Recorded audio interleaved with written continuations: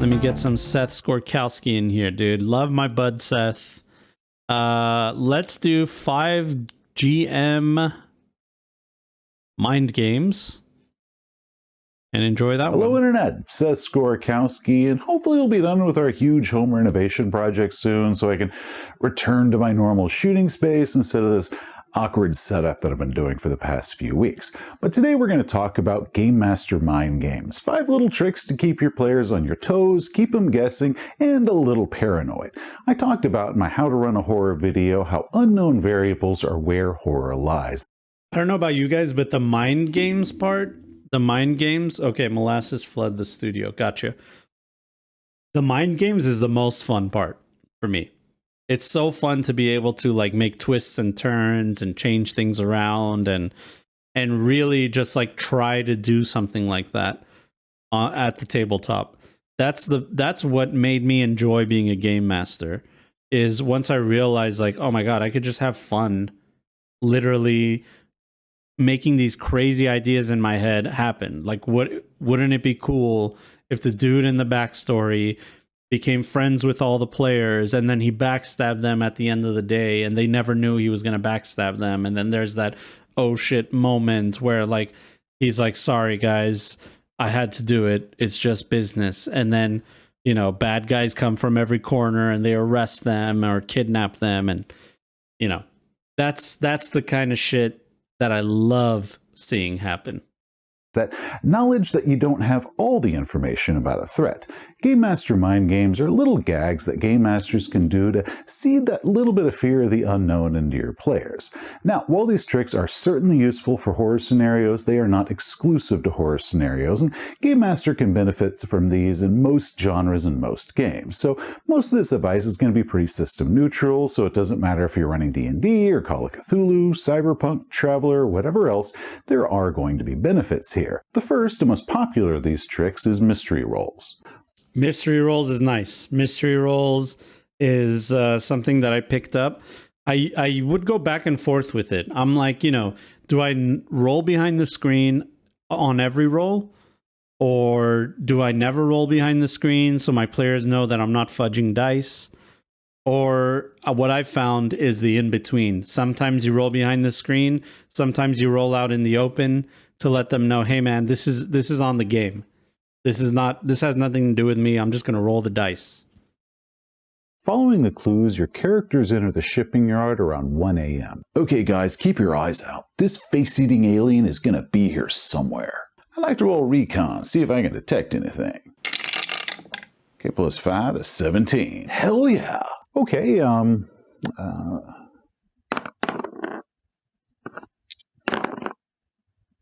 Ugh. What's he doing? He's too quiet. You don't detect anything. What are you doing? We're sticking together and start looking for box 2184. And dude, how do you roll 2 6s and you not pass? What else do you have to roll? And I think I'm gonna go ahead and draw my pistol. That's a laser pistol, right? Yeah. Okay. What was that? Nothing. Dude, you got him. Important. Did I mess up? I don't know. That was nice and intense for the players, and little did they. I mean, but that's Seth. Come on, bud. You're being a little cruel there. They rolled 2 6s, and you're playing these mind games with them. Let them have it's 2 6s. What else you get? It's the highest you can roll on 2 dice, right? They were D6s. Realized that those rolls that the Game Master was doing didn't mean anything. Their purpose was to make the players think there was something that they don't know. And also, how many times do you think he had to retake and do that, dropping the 2 6s in there and hoping that he gets 2 6s? to ratchet the tension up for them. The players made a great roll to detect unseen enemies, and it was such a good roll that the players sitting around the table know that hiding from that would be near impossible. But instead of letting the players have that meta-confidence that nothing could possibly hide against them, the Game Master pretended to make some rolls, consult his notes before answering, and that instilled that little bit of doubt. While the players certainly know that that roll was great, maybe it just wasn't good enough for whatever it was that they were looking for. And then Then, to make matters worse, the Game Master made another roll for no discernible reason, jotted a note, and let the players believe that something of some unknown importance was happening. Now that is a hell of a lot more exciting than had the Game Master just simply said, you don't detect anything, and then we fast forward to the container that they were looking for. So Game Masters, if you are wanting to build some tension, maybe ask the players, what their armor or save is, then roll. Dude, that's nuts. Okay, so that was the mind game. The mind game was they rolled 2 6s, so it's like we all know that they passed, right? We all know that they passed. But instead of just saying like, oh yeah, you obviously pass, which is something that I do all the time, Seth decided, you know what, I want to keep the tension going in this scenario, and there's nothing for them to detect, whether they failed or passed, there's nothing there. If there's nothing there, then it doesn't matter how well they do on the roll. But I can make the situation a little bit more, a little bit more tense by doing these like arbitrary rolls that mean nothing and just to mess with my players. You do have to have like a good poker face though. You really have to have a good poker face. Binary says, I have a version of that. Could you put your token on the board for me? Why? No reason. Yeah, that's good. I like that. I'm going to fast forward just a tad over here to the next one. Second, and this one is even easier, watch your phrasing. When a player is listening at a door, they check a chest for traps, and they succeed, instead of simply saying that the room is empty or there aren't any traps, which those are declarations of absolutes, phrase it from the character's perspective. The passageway appears empty. Appears. Or something like this. You don't detect any traps. Those are almost... Yeah, you see the tone is what it is. But yeah, it's the idea that like, as far as you detect nothing. That's a good one that I use. As far as the item is not magical. As far as nothing is around the corner. The same, but because it's been changed from there are no threats to you don't detect any threats, it keeps a little bit of doubt in the players' heads. Now, you should always be honest with your players. You're not misleading them. You're not saying that there is something there when there's nothing there. And also, you're not saying that there is nothing there when there is something there. You're simply answering the player's inquiry honestly, but leaving that little trail of doubt that while their roll was good, it might not have been good enough for some sort of unknown threat. Third, ask oddly specific questions. Okay, so I open up the chest. So are you directly in front of the chest, or are you beside the chest? Beside it. Left or right side? The left side. My left side, that is. Okay, Dweebles, where are you exactly? All right. That's just torture at this point. I like that. It's a good idea. I actually do that because there's a reason to it. So if you do that when it's actually important, it has more of an impact at the times where it's not important. And then later on it feeds into itself where they're like, okay, John, is it really important where I'm standing, or is this another one of your mind games? And that kind of torture is fun. I'm behind the pillar with my sword out. Okay, so your back is to the door then. No, I'm watching the door. In that example skit, when a player said that they wanted to open up the chest, the Game Master could have just simply said that, whatever it was that they found inside the chest, just like they've done a half dozen other times in the same dungeon. But because instead they started asking, where everybody was in relation to the chest, and they brought up the door to the room, the players started getting scared, believing that their answers were suddenly very, very critical, and this was different than those times before. So there is a downside to this, and the downside is the time crunch. If you don't have a lot of time to play, like let's say we get together once a month and we have like 3-4 hours tops, that basically means we don't have time to do these thought experiments all the time. You know what I mean? Like if there's nothing in the chest and there's no trap, then you open the chest, there's no trap, let's go, we got to move on, there's a thing happening in the other room. But if you have the luxury of time where you're like, hey, we're here all day, there's beer and pretzels on the table, I got nothing to do all day, we can play 12 hours right now. If that's the case, then hell yeah. I would say I would do this all game for everything. But there has been a lot of times where I can't get that deep into it. let's fast forward a little bit.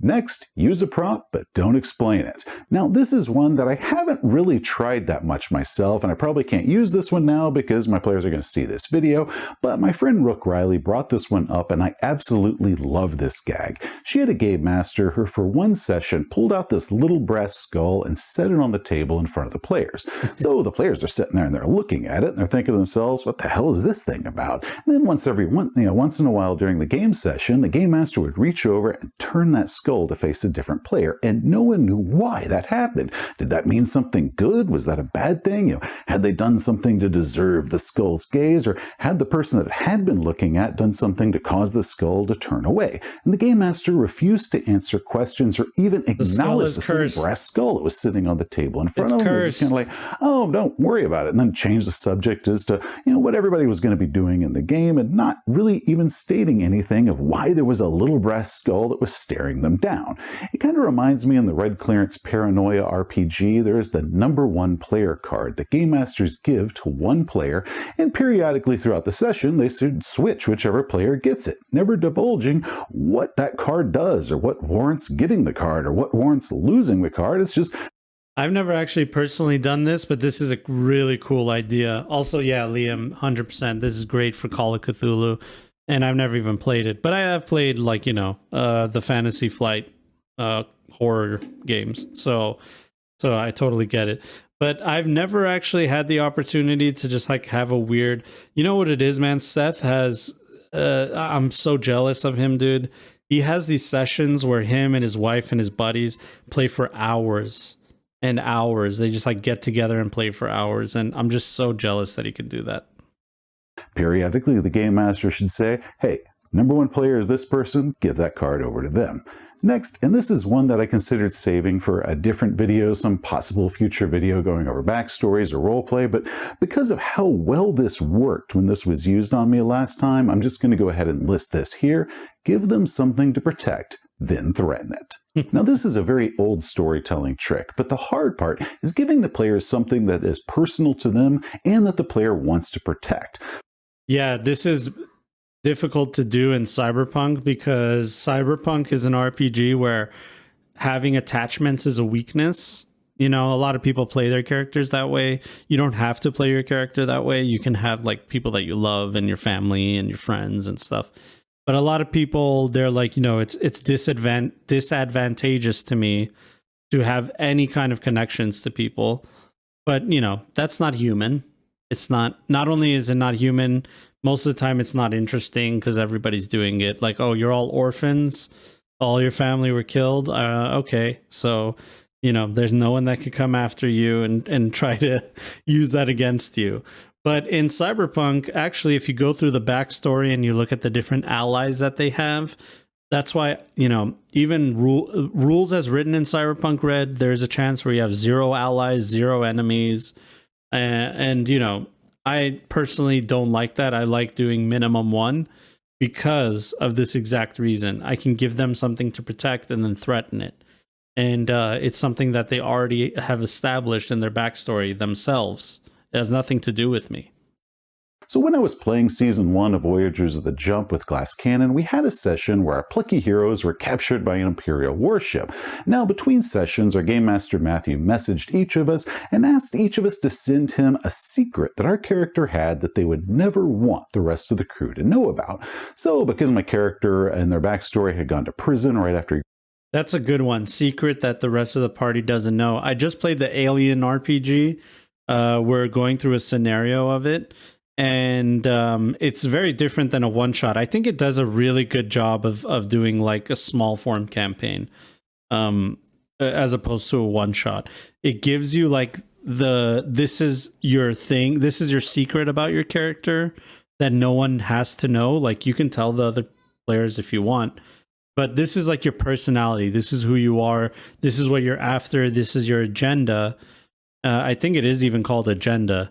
And you hold on to that, and you might only be able to pass the scenario if you have something in your agenda that tells you to.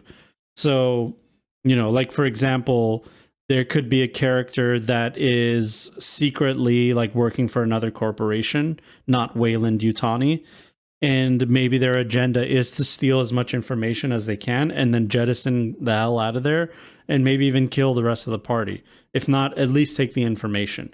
So they have to be slick in the way that they take things, you know, take the information like, hey guys, I'll watch the laptop. Like, oh, here, I'll take care of the USB drive. You know what I mean? Pretty soon the players are going to be like, dude, why do you want all the electronics? You know, so that's fun. I highly recommend it. I think I'll even introduce it in my games, or I tried to in Under the Crimson Sky. I did something like that with Binary's character. He's in chat. This character's name is Binary. His character was, you know, being chased by Arasaka for some reason. I had Arasaka jump them. The rest of the players didn't. They might have even heard him talk about it, but it just went in one ear, out the other. You don't really remember everybody's backstory elements. So when it happened, they were all taken by surprise. Even Binary didn't remember that part of his backstory. I had to tell him. But once he did, he was like, "Oh shit, that's right. That's exactly what this is." Graduated the Naval Academy, I decided that his secret is that he had turned dime on his accomplices, whatever crime it was that he had doing, kind of as an attempt to reduce his own sentence. And being that our own group at that time were all criminals, we'd just been captured fleeing some criminal act, my character would never want his crewmates to know his secret that he had been a rat. Well, then the next session started up, and it opens. Dude, snitching, being a rat is not looked upon kindly in the criminal world. Up with us being interrogated, and just right out the gate, the interrogator almost immediately threatened to share with my crewmates how I'd been a rat. And my reaction just instantly flipped from, okay, you know, we're role-playing this interrogation scene, to, oh shit, this is personal, and I can't believe that Matthew's using this against me. I told him that in confidence, and I can't let anybody know that my character was a rat. So getting your players to feel personally invested in protecting something, that is a difficult thing to do. You can't make a player personally attached to something. They have to do that themselves, and what works for one player might not work for another player, or even the same player in a different campaign. So there isn't any magical bullet that I can offer of what works for everybody or anyone all the time. But for yeah, that's a good thing. It is tough to have that trust, and you have to have that trust in your game master that they're not going to use your secret against you, because you might have plans for your secret. Like Seth was saying, he kind of had plans for his secret, you know, and Matthew like used that against him. You know, he's not saying like, you know, Matthew did a poor job or anything like that. He's just saying that it made him feel something, and feeling something is what it's really all about. It's not about trying to win, because that's a stupid thing to do. You're the game master. You can literally send, you know, level 100 dragons at the party and kill the whole party. We all pack up our shit and go home. So there's nothing for you to win. And it same goes for the players trying to win against the game master. I've seen like where it's like it's a game of wits. Haha, with the game master and I. Oh, you don't know my secrets. It's ridiculous, okay? The game of wits is this. It's making your players feel something. Whether it's anger, sadness, confusion even. You know what I mean? When you got the whole table around you and they find something in the campaign and they all go, oh, like that reaction is what you live for as a game master. That's letting you know everybody's having fun. Because if they weren't invested and weren't having fun, they wouldn't have reacted that way. It goes hand in hand. Good game masters know how to make their players feel something. Let's fast forward a little bit. Next, while I promised you 5, here is a 6th one for free. Because it isn't as system neutral as the others, looming currency pools are great for instilling a sense of dread. Now, this one only works in a few games where there's a type of game master currency that they can spend. Modiphius's 2d20 system, which I've talked about with Conan and Octung Cthulhu, they have their doom and their threat pools, where the game master gains these points that they can cash them in to do bad things for the player characters. Star Wars uses a similar mechanic with their dark side tokens that game masters can amass. As a Game Master mind game, use physical tokens for this, or if you're doing a virtual tabletop, set it up to where the players can plainly see the Game Master's pool growing. They need to be able to see at all times how much is in the Game Master's pool. Yeah, that's interesting. I know Cyberpunk doesn't have anything like that. It basically has the luck stat. The luck stat is the only thing that is close to this kind of like, you know, pool of resources that you can use. But the luck stat is specific to each player character. You know, I don't know, just like spitballing, thinking maybe you put everybody's luck stat together in a pool, and every time the party does something cool, you can add to it or subtract from it, and they can all use it, you know? So it's like one person can use all the luck that the entire party has. I don't know, just something I was thinking about just in this exact moment. But it would be cool if Cyberpunk had something similar. The secret is if they have it right there in front of them. Now, as the game is going on, don't cash in your tokens in that very much. Do it as minimally as necessary, because as the game is winding closer and closer to whatever the grand finale is or dramatic showdown is going to be at the end, the player's eyes keep glancing over at this Game Master pool, kind of like a ticking time bomb, because they know that something bad is coming, and when that happens, the Game Master has amassed a lot of credit. They're going to cash that in to make that big threat even worse. Finally, and this is more... Okay, I got it. So what you can do is you can use like a bowl and put tokens in it to denote how much time is passing. So if the players are sitting there and they're like, look, we got to figure out what to do. We got to go here and do some recon, and then we'll go through the back, we'll take out the lights, and then somebody else is like, we can't take out the lights are going to take out the doors, and then we won't be able to open the doors. And as a game master, instead of interrupting them and saying the clock is ticking, you can just, you know, silently take a token, put it in a bowl, and they can see that the time is ticking. It's like the same as like watching a clock.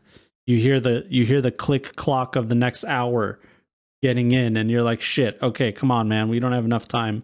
We got to pick a plan, stick to it, and get to it. I like that. I'm going to try that. Actually, I'm going to try that. Of a warning than an actual tip, don't overuse any mind game. They work best if they're sparingly used and varied as far as which ones you're using, and as far as, you know, how you're employing them and when you're employing them. Why was there a Back to the Future? Why is that scene there where Marty's there with his mom? Don't overuse them. Hey, I've seen this one. Oh, the line he says, hey, I've seen this one. And they're like, you never see it? How could you see this? It just came out. That's what it was. Varied as far as which ones you're using, and as far as, you know, how you're employing them and when you're employing them. If you're constantly making fake rolls behind the screen or regularly asking detailed questions during tense moments, then the players are just going to accept that as normal because you do that all the time. So pace yourself as far as how you use them, and the longer gap that you have between when you employ these tactics to specifically heighten the tension, the more effective they're going to be when you use them. Next, sometimes you gotta fulfill the promise. The only way to keep these working multiple times is if game masters aren't always bluffing. If every... Yeah, just it's like along the same logic. Don't overuse it, but also you have to come through on some of the things. Or else, you know, it's the whole idea of if your character can't die in the game, then what's the point? There's no threat. There's no threat of me losing my character. There's no stakes. So if you don't come through on some of the things that you're doing, the whole idea is these mind games are mimicking sometimes the real things that happen. Like, you know, the dice rolling stuff. That is real. You know, it can happen. You could roll behind the screen and be like, sorry, dude, you failed. And, you know, and that's a real thing. So I get it. Time you make secret rolls behind the screen or start asking specific questions or busting out some sort of weird prop that has no meaning at all, then the players are going to stop caring about that. So have your players see the times when you use those gags, and they do have very real consequences, demonstrating that it's not always a bluff when you do this, and they never know when it's going to be a bluff and when it's going to be real. So in conclusion, Game Master mind games are merely tools to heighten the tension, injecting a little bit of drama into a situation. A lot of players out there complain that it's antagonistic for a game master to intentionally do these tricks to kind of get inside their players' heads and try to get them a little paranoid, but I disagree with that. You know, sure, yes, there are... Antagonistic is a huge stretch. I don't know who's saying that. It's definitely not antagonistic, because I'm not trying to mess with... Well, okay, I guess there is a game master out there that plays mind games to troll their players. I get it. You know, that is a thing. But there's a fine line between trolling your players, which it's like, why are you doing that? Like, you're wasting everybody's time. And actually trying to realistically make sure that they have a good experience where they feel feelings, they're afraid, they're unsure, and that means that their decisions are way more impactful, because they don't know if every easy decision is a really easy decision. Now, like, you know, the stuff that's a no-brainer is not a no-brainer anymore. Now it's like, I don't know. We never know what can happen, even though it looks like, you know, my perception check said there's nothing there. But I don't know. Seth is a maniac, all right? He's been doing these mind games from the beginning of our campaign till now. I can't trust the single perception check that I ever go through. But I rolled really well. What else are we going to do? Let's get in this place. You know what I mean? So, but at the same, like, it doesn't mean that it stops you from playing the game. It just means that it makes you feel like feelings. You know, it makes you feel something before you get there. Well, anyway, you guys know Seth.